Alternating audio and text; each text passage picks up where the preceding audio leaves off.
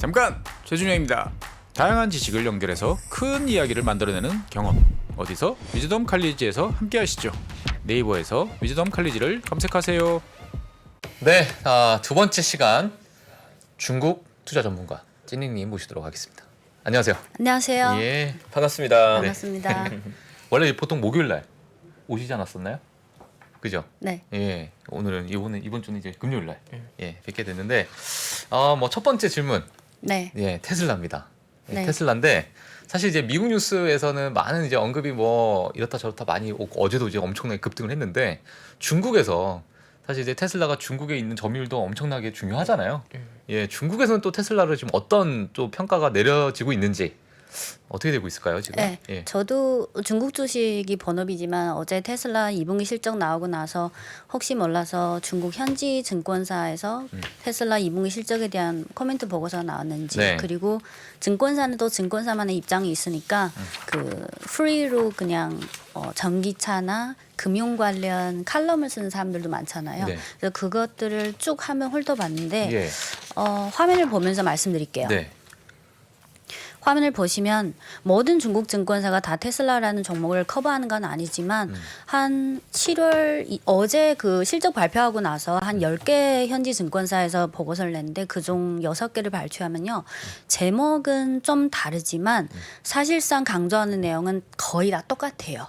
기본적인 원론적인 내용인데 첫째는 2분기는 뭐 상하이 락다운, 원자재 급등 여러 가지 국내적인 이슈가 있었지만 그래도 그런 상황을 감안하면 2분기 실적은 그래도 괜찮게 나왔다. 예. 그리고 비용 관리 능력이 강한 편이다. 첫째. 그 둘째는 하반기는 상반기에 비해서 상해 공장, 베를린 공장, 뭐 텍사스 공장 이런 전 세계에 분포되는 공장들이 생산 능력이 확장되는 건 기정사실이고 그리고 가격도 좀 인상할 수 있어서 상반기에 비해서 하반기는 판매량과 가격이 동반 향상을 기대할 수 있다. 그래서 거의 어떤 파격적인 자극적인 내용보다는 기본적인 상황 위주로 썼어요. 근데 제가 좀 주목하는 거는 밑에 칼럼 1, 2, 3이라고 써 있잖아요. 네네. 아무래도 증권사에서 내는 보고서는 약간 증권사만의 컴플라이언스가 있다 보니까 막 너무 프리하게 쓰기는 좀 그렇잖아요. 근데 칼럼 리스트들은 그냥 그런 거 상관없이 그냥 하고 싶은 말 다 하고. 네. 예. 그래서 3개가 있는데 시간 관계로 첫 번째, 두 번째 위주로 말씀드리고 시간 남으면 다시 말씀드릴게요. 예. 칼럼 1번을 보면 제가 빨간색은 가공하지 않고 그냥 그 중국어를 그냥 그대로 직역해서 가끔 한국어답지 않은 표현이 있을 거예요. 테슬라의 재무제표에 속지 말자. 그리고 괄호 안에가 부제목인데요. 성장을 봐야 하기도 하지만 리스크도 더 봐야 된다. 네. 그러면은 저 칼럼 1에서 네. 리스크를 더 봐야 된다는데 저기서 어떤 리스크를 봐야 될지도 뭐 얘기가 네. 나왔었나요? 이분은 한 4가지를 강조했는데요. 예. 첫 번째는 2분기 실적을 통해서 좋은 것도 있고 나쁜 것도 있다. 좋은 거는 이 정도 경기 악화, 이 정도 상황에서 이렇게 이 정도 이익이 나온 거는 긍정적이다. 진짜 인정할 만하다. 좋은 것은? 근데 우려는 지금 상해 공장, 미국 공장, 유럽 공장 다 있는데 상해는 중국 국내 그 인플레이션이 있긴 하지만 그 다른 나라에 비해서는 정부의 통제 능력이 강해서 그래도 평온하잖아요. 네네. 가격이. 근데 미국이랑 유럽 공장은 지금 인플레이션이 고공행진 중이고 이게 언제 끝날지 모르니까 예. 미국이나 유럽 공장이 계속 생산 확장하고 판매 확장하더라도 향후 1, 2년, 2, 3년 과거에 창조했던 그런 고성장 그런 신화를 계속 이어갈 수 있을지. 그래서 글로벌 인플레이션에 대해서 좀 물음표가 있다. 네, 이거는 사실 테슬라만이 아니라 전 세계. 그렇죠. 네. 그리고 세 번째 강조한 거는 이 칼럼 리스트는 테슬라라는 회사에 대해서는 크게 뭐 비판하고 싶지 않다. 이 회사는 나름 잘하고 괜찮은 회사다. 근데 지금 테슬라든 뭐 미국 주식이든 중국 주식이든 이 개별 업종, 개별 종목의 흐름은 그 회사 자체적인 펀더멘털보다는 글로벌적인 통화 정책, 경기, 인플레이션 이런 거시 환경의 영향이 더 1번이기 때문에 테슬라라는 회사가 아무리 열심히 하고 그래도 전체적인 거시 경제 환경이 올해까지는 최소 올해 말까지는 어떻게 할 수 없는 상황이잖아요. 그래서 지금부터 연말까지는 테슬라가 판매량이 늘든 뭐 가격 인상하든 이익률이 더 향상되든 주가 상승 모멘텀에 대해서는 그렇게 너무 기대하지 않는 게 좋겠다. 거시 경제를 강조한 거예요. 네. 그리고 네 번째는 테슬라를 얘기했으니까 또 중국의 뭐 니어, 샤오펑, 리샹 있으니까 이런 종목들도 다 나름 판매량 생산 확장을 통해서 판매량 늘리고 그리고 원자재 가격을 반영해서 가격 인상을 하면 그 매출액을 늘리고 그렇겠지만 이분은 주가 측면에서 여전히 1번 그 결정 요인은 거시 경제라는 큰 환경이기 때문에 이제부터 연말까지는 전기차 종목에 대해 그 상승폭에 대해서는 그렇게 기대하지 않는 게 좋겠다가 이분의 결론이에요. 예. 네. 그리고 두 번째 칼럼 제목을 보면 직역하면 한편으로 감원하면서 한편으로는 공장 건설. 테슬라는 언제 왕좌에 컴백할까? 부제목은 인도량 재고가 테슬라의 급선무. 여기서 이분은 한 여전히 마찬가지로 네 가지를 강조했는데요. 네. 첫 번째는 여전히 테슬라라는 회사에 대해서는 인정했어요. 긍정적이다. 테슬라가 다른 전기차 업체에 비해서 돈을 버는 능력, 이익률을 창출하는 능력은 업계에서 여전히 손꼽을 정도다. 이거는 알아줘야 된다. 예. 그리고 2분기 경영 지표를 보면 물론 1분기에 비해서 판매량도 마이너스 성장성이고 그 마진도 좀 떨어졌지만 그 단순히 2분기에 이런 뭐 락다운이나 글로벌 상황이나 이런 상황 때문에 경영 지표가 떨어졌다기보다는 과거의 그런 완전 신화적인 그런 곳 그거는 그런 단계는 이미 지났다고 봐야 된다. 이제 현실적으로 가야 된다. 그래서 이분 관점은 테슬라도 이제부터는 아마 사는 방식을 좀 바꿔야 할 수도 있다. 결국은 규모 판매량을 그리고 6월 초에 또 테슬라 그 일론 머스크가 사내 메일로 감원한다는 계획도 발표했고 그리고 자율주행 사업부 특히 감원은 또 여러 사업부 중에서 자율주행 사업부 비중이 좀 높고 그리고 7월 14일에는 또 자율주행 기술 책임자가 퇴사까지 했고 그래서 이분은 거시 환경 둔화, 거시 환경이 안 좋다라는 이런 큰 환경을 이제 깔고 가야 된다. 그래서 거시 환경 악화라는 환경 속에서 테슬라도 물론 대단한 테슬라지만 어떤 시장 원칙에 따라서 돈 안 되는 부분에서는 돈을 전략하든 뭐 비용 절감하든 해야 되고 돈이 되는 사업에 뭐 공급망을 개선하든 또는 공장 건설 확장해서 찍어내듯이 차를 판매하든 현실적으로 좀 가야 된다. 그러니까 테슬라 기업 자체는 너무 좋은데 지금 전 세계 글로벌 경제가 지금 이 모양인데 네. 아무리 좋은 기업이라도 이거를 다 짊어질 수 있겠냐? 뭐 이렇게 뭐 네. 볼 수 있는 거죠. 그리고 공장 건설은 뭐 다 저보다 더 잘 아시겠지만 중국은 아직은 명확한 결론은 없지만 상해 공장 외에 이제 더 공장을 확장해야 되잖아요. 판매량을 늘리려면. 그리고 유럽은 지금 베를린 공장을 통해서 그 기존의 내연차의 그거인 BBA의 도전장을 내미는 것 같고 그리고 이거는 한국 기회사에 나왔는지 모르겠는데 이분이 강조한 세 번째는 공급망이에요. 이번에 물론 테슬라가 상해에 공장이 있으니까 좀 운이 나빴던 것도 있지만 그게 없더라도 장기적으로는 공급망을 또 언제 다른 곳에서 뭐가 터질지 모르니까 그 공급망을 개선되는데 그 제가 검색해 보니까 애플이 그 일부 그 공장을 베트남이나 인도로 일부이긴 하지만 그래서 그거 애플에 납품하는 그 휴대폰 부품 안에 뭐 연결선도 있고 짜잘한 부품들이 많잖아요. 예. 그래서 애플이 베트남이나 인도로 일부 이전하고 있고 또는 더 이전할 수도 있는 그런 의지를 피력한 후에 애플에 원래 부품을 납품했던 몇몇 그 중국 기업이 이제 테슬라에 달라붙었어요. 일부는 이미. 예. 그거 다 상장사긴 한데 근데 이런 종목은 추천하지 않아요. 테슬라에게 납품하기 시작했지만 전체 매출에서 차지하는 비중이 너무 작으니까 그리고 전자부품 위주로 하니까 전자산업은 사실 성장성이 많이 둔화됐고 근데 확인 가능한 거는 예를 들어서 원래 애플 안에 그 연결선 같은 게 있잖아요. 그거를 납품하는 그 동산정밀이 이미 테슬라랑 협의해서 이제 차 안에 들어가는 일부 부품이랑 연결선은 이제 테슬라에 간다. 왜냐면 이 전자부품 회사들도 살 길을 찾아야 되잖아요. 네. 그래서 아직 그 그 데이터로는 아직 지금 시작했으니까 데이터로 확인 안 되지만 네네. 이제 시간이 흐르면 원래 전자부품 하는 중국 기업이 매출 중에 이제 조금씩 전기차향 거기에서도 뭐 테슬라가 중요한 고객이니까 그리고 또 한 회사는 테슬라가 상해 공장이 그 단지처럼 있잖아요. 한 회사는 아예 그 단지로 들어가서 그냥 생산 라인을 만들어 버렸어요.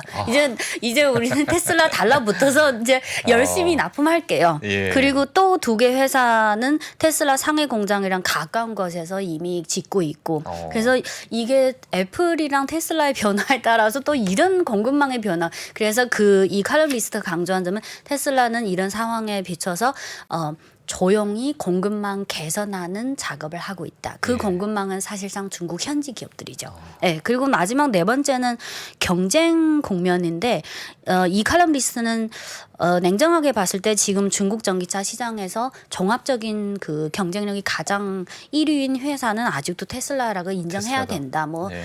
기술이든 가격이든 여러 가지 측면에서. 근데 중국 전통적인 전기차 기업이든 뭐 가격대는 낮지만 또 신세력이든 다 나름대로 열심히 하고 있기 때문에 이런 힘들이 어느 정도 양적인 변화에서 질적인 변화로 가면 결국은 어디에서 부딪히게 된다. 네, 그래서 이 어제 나온 중국 현지 칼럼니스트는 테슬라 좋다 나쁘다 그거보다는 이제부터는 테슬라를 바라볼 때 좀 더 현실적으로 냉정하게 접근하는 게 좋다. 네. 예.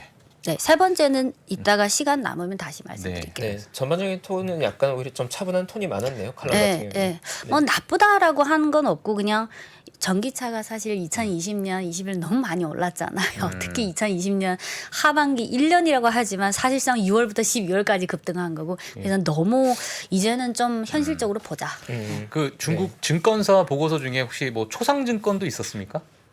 아, 초상증권 제가 중국 현지에 그 이름 될 만한 증권사 뭐 유명하지 않은 증권사 합치면 100개 있잖아요. 아, 예. 그중에 한 상위 20개는 거의 빠른 속도로 막 버는데 예. 초상증권은 다른 게스트가 있으니까 굳이 예. 제가 여기서 예. 또 배려가 있으셨던. 예. 네. 근데 알겠습니다. 초상증권은 중국 현지에서 엄청 유명한 증권사이기 때문에 거시경제나 투자 전략이나 업종이나 종목 거의 매일 한 2~30분 시간을 들여서 빠른 속도로 스크린을 해요. 거기에서 요거는 참고하면 좋겠다. 그러면 그거를 요약해서 번역해서 제 유튜브로 중국 증권사 리포트 보기라는 코너에서 공유드려요. 예. 네. 나중에 뭐 박상준 이사님과 함께 네, 커피 한 잔 할 수 있는 자리 한번 마련해 아, 보도록 그분은 하겠습니다. 미국 쪽 더 전문가이신 것 같은데요. 예, 근데 초상증권 소속이십니다. 아, 알고 있어요. 네. 아, 물론 뭐 초상증권 소속이라고 해서 다 중국적인 전문가는 그렇죠. 아니고. 예. 그렇긴 하죠. 네. 테슬라 얘기도 좀 아무래도 찔링님 오셔서 중국 증시 궁금한 부분들 많으실 것 같은데 다들 그 지난번 7월 7일 나오셨을 때는 중국 시장 좀 조정 국면에 대한 얘기를 해주셨는데 네. 실제로 시장이 조금은 쉬어가고 있는 상황이잖아요. 네. 지금 꾸면 어떻게 봐야 될까요? 조금 쉬어가는 기간이 길어진다고 봐야 될까 아니면 어떻게 기회를 좀 활용해야 될 시점으로 봐야 될까요? 2주 지났지만 저는 여전히 기본적인 관점에는 큰 변화가 없어요. 저번에 말씀드린 거는 4월 말부터 6월 말까지 2달 동안 급반등했다. 이유는 4월이 최악의 상황이고 4월 말부터 5월까지 계속 경기 안정화 정책, 진작 정책, 성장 안정화 정책 여러 가지 정책이 한 달 사이에 집중적으로 나왔기 때문에 정책 기대감으로 급반등했다. 하지만 너무 단기간에 급반등하다 보니까 그리고 7월에 들어서 이제 또 실적 공시도 슬슬 나오고 잠정치 공시 8월에는 공식적인 그 실적 공시고 그래서 7월 화면을 보시면요. 상해종합 지수를 예로 들면 여기가 7월 초예요. 6월 말 7월 초. 2달 동안 쭉 급등하고 7월 1일부터 8일까지는 등락을 좀 거듭하면서 약간 관망 느낌. 요때는 특별히 악재는 없었고 그냥 2달 동안 확 급등하고 이제 슬슬 실적 시즌이지 약간 좀 망설이는 그 단계예요.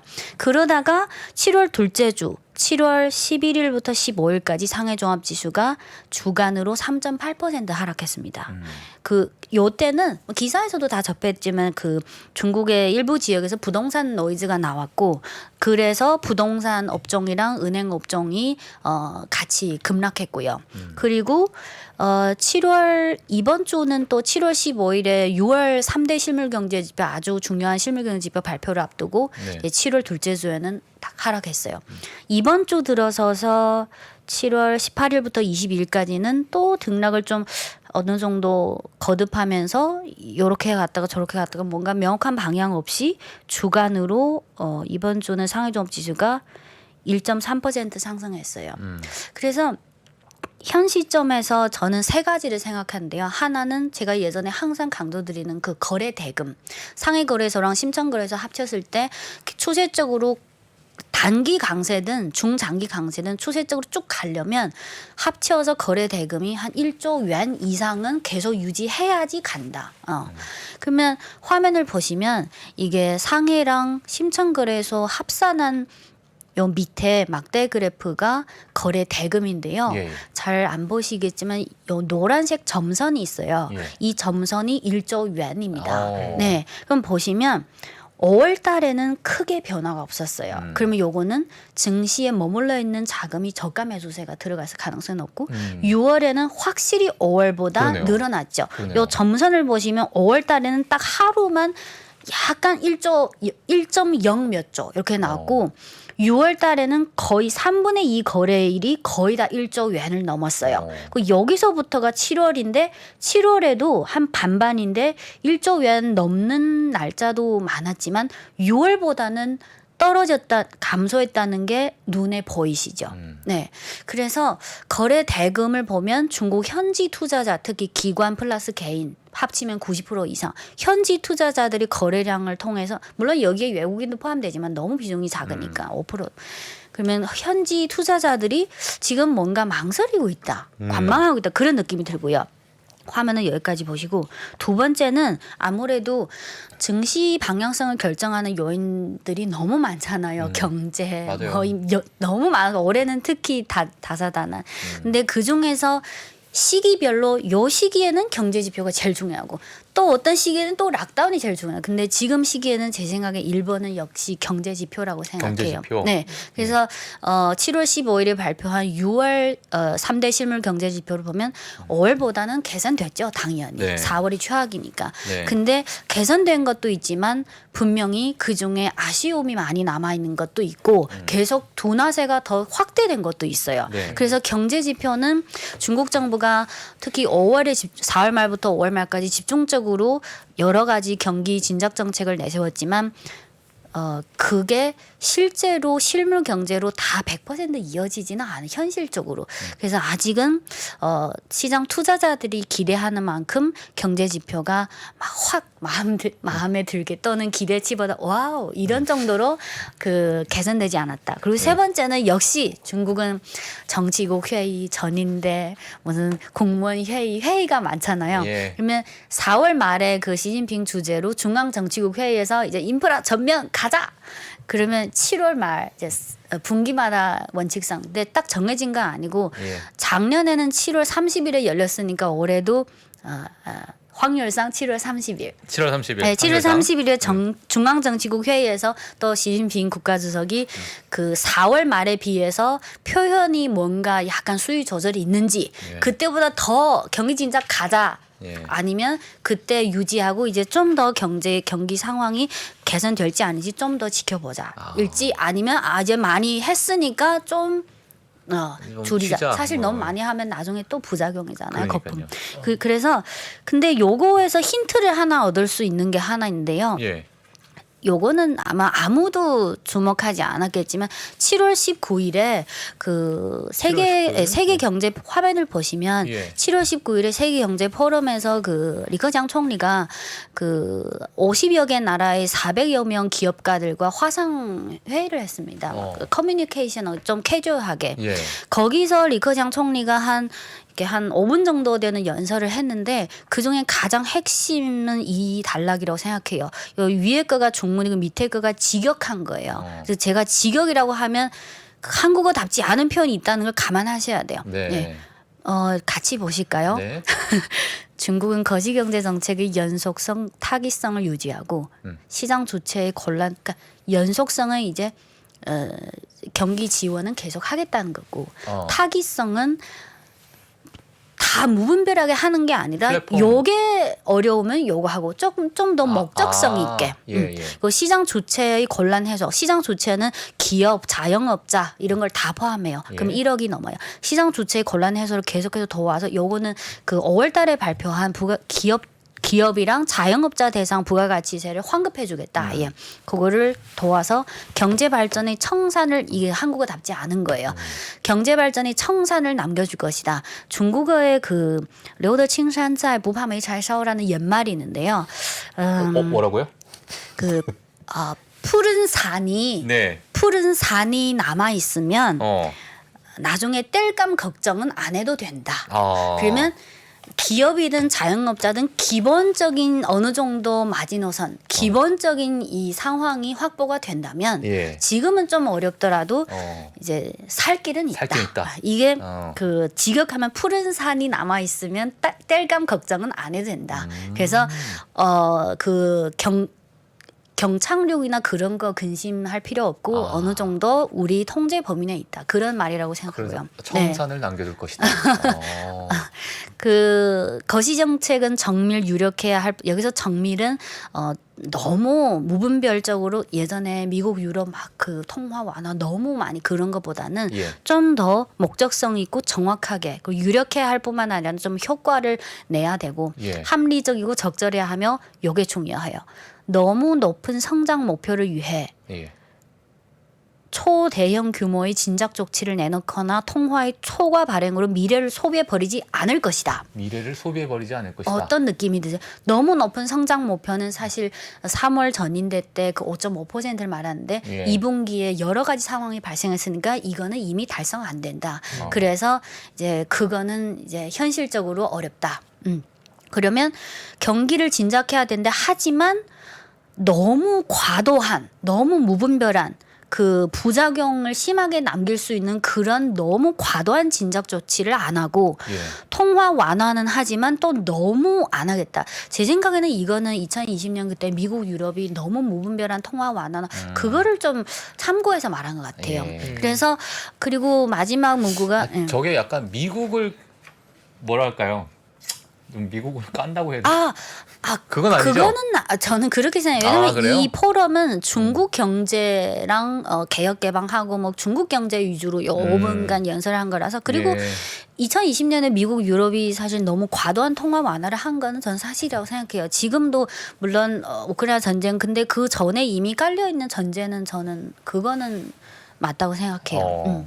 그리고 이 문구 앞 뒤에 다 그 맥락이 내용이 있고. 있지만 예, 예. 그래서 이 문구를 보면 4, 5월에 발표한 성장 안정화 정책은 계속 하지만 너무 옛날에 2008년 금융위기 터지고 2009년에 4조야 막 찍어내듯이 그거는 아니에요. 이제는 중국도 양적인 성장이랑 질적인 성장을 가야 되니까. 예. 네, 그래서 제 생각에는 아까 앞에서 보여드린 거래 대금의 변화 그리고 두 번째는 경제 지표가 생각보다 개선은 됐는데 또 아직은 아쉬운 점이 많네. 그리고 세 번째는 정책 기조는 이 정도 적절하게 경기 지원하겠다. 그래서 저는 그리고 또 8월에는 그 실적 시즌이 나올 거고 또 실적 시즌 2분기를 참고하면 실적은 업종별로 너무 격차가 커질 것 같고 원자재나 성장주, 가치주 그래서 저는 7, 8월은 좀 재미없는 장이 이어날 것 같아요. 7, 8월은 재미없는 좀 등락을 장이. 거듭하면서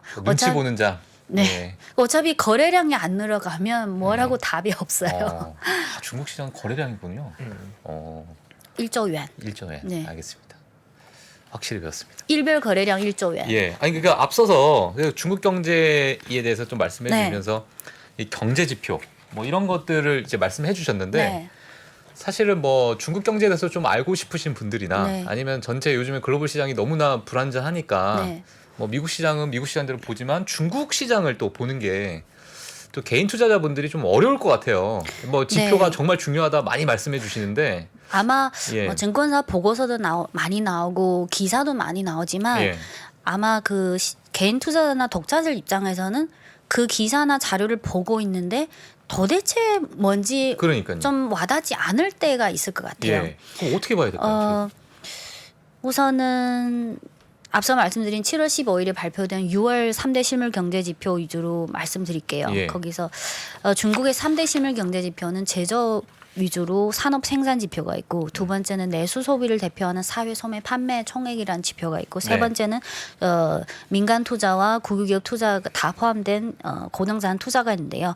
이번에 15일에 발표된 6월 지표가 이 세 개 지표를 보면 다 똑같아요. 긍정적인 면이 있고 근데 아쉬운 점이 있어요. 그거 딱 한마디씩 말씀드릴게요. 산업 생산은 그 채굴업이랑 제조업이 위주인데 채굴업은 원자재 가격이랑 또 연동되니까 그거는 원자재 가격 올라가면 그 매출이 올라갑니다. 네. 근데 제조업은 업종별로 설비, 장비, 자동차 제조, 전자, 전기 기계, 통신 설비, 컴퓨터 요런 제조업 위주로 회복세는 좋았어요. 네, 5월, 6월, 특히 6월.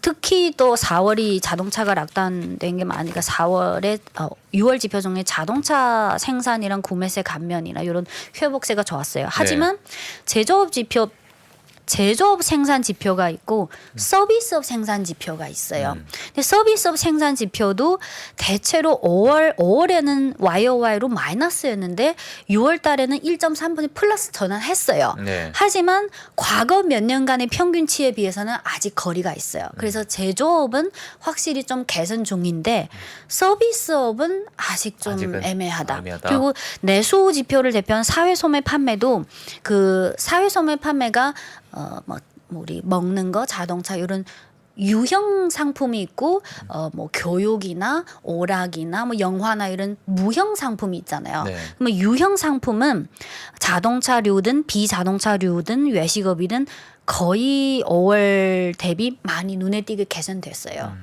5월 대비. 근데 아쉬운 점은 교육, 문화, 오락 이런 서비스와 관련된 무형 서비스의 소비는 아직은 둔화세예요. 아직 둔화세. 네. 그러면 뭐 코로나 근데 뭐 엄격한 물가를 봤을 때는 네. 괜찮은데 그거 왜 그럴까요? 뭐 이유가 있을까요? 교육은 예. 중국 정부가 사교육 아예 그렇죠, 이제 그렇죠. 죽여버렸잖아요.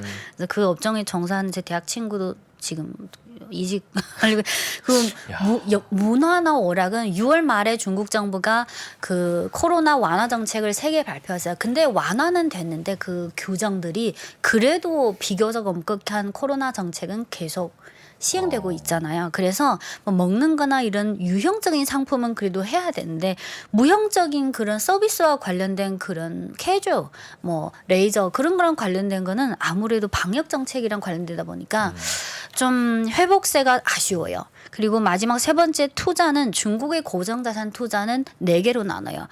제조업, 부동산, 인프라, 기타. 기타에 뭐 신흥산업도 있고 여러 가지.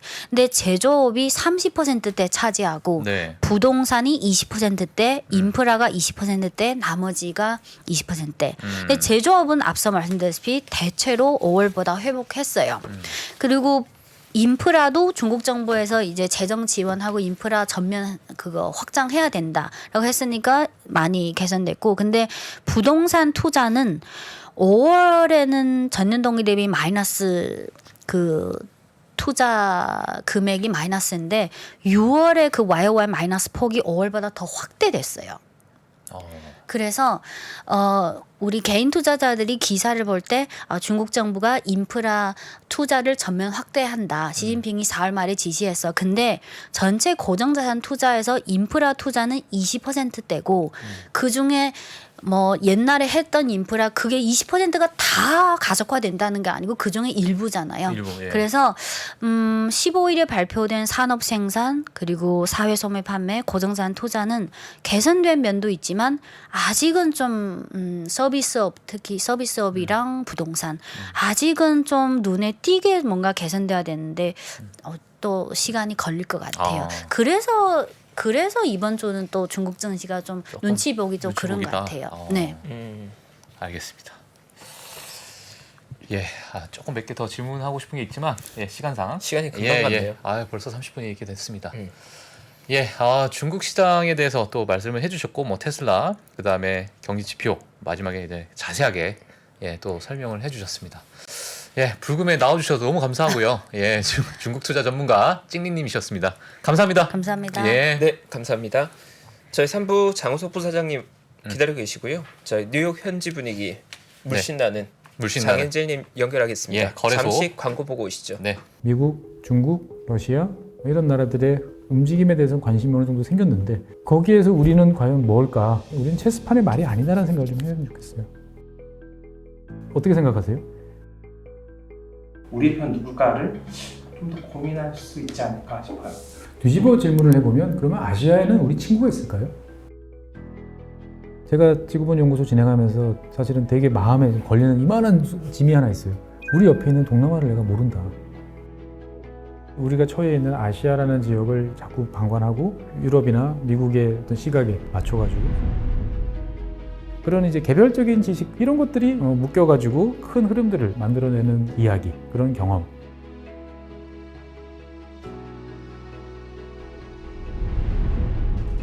작고 잡다한 지식이라도 그것들을 절대 무시하지 마라. 나는 그건 되게 긍정적이고 그런 지식들을 연결해서 말 그대로 위즈덤이잖아요. 정말 현명해지고 뭔가 남들하고는 좀 차별화된 그러한 관점 그리고 그러한 비전